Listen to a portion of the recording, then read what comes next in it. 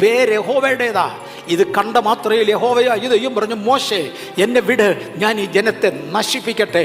മോശ ദൈവത്തോട് അഭയയാതന കഴിച്ച്, കർത്താവേ അരുതേ, ഇവരെ നശിപ്പിക്കരുതേ. അവസാനം ദൈവം പറഞ്ഞു, മോശെ നീ ഒരു കാര്യം ചെയ്യ്, ആ നടുക്കിരിക്കണമെന്ന് പറഞ്ഞ കൂടാരമുണ്ടല്ലോ, ദേവാലയം, അത് നടുക്കടിക്കണ്ട, പാളയത്തിൻ്റെ പുറത്തടിക്ക്. ഞാൻ ഇവന്മാരുടെ നടുക്ക് വസിക്കത്തില്ല. ഒരുപാട് സഭകളിൽ ഇന്ന് കർത്താവ് വസിക്കാറില്ല. ഈ മുഴുജനത്തിൻ്റെ നടുവിൽ വസിക്കുവാൻ ദൈവം ആഗ്രഹിച്ചു. നിങ്ങളെല്ലാം എനിക്ക് പുരോഹിതന്മാരാണ്, നിങ്ങളെല്ലാം എനിക്ക് പുരോഹിതന്മാരാണ്, നിങ്ങളെല്ലാം എൻ്റെ സ്വന്തമാണ്, ഞാൻ നിങ്ങളുടെ നടുവിൽ വസിക്കുമെന്ന് ദൈവം ഇസ്രയേലിനോട് പറഞ്ഞു.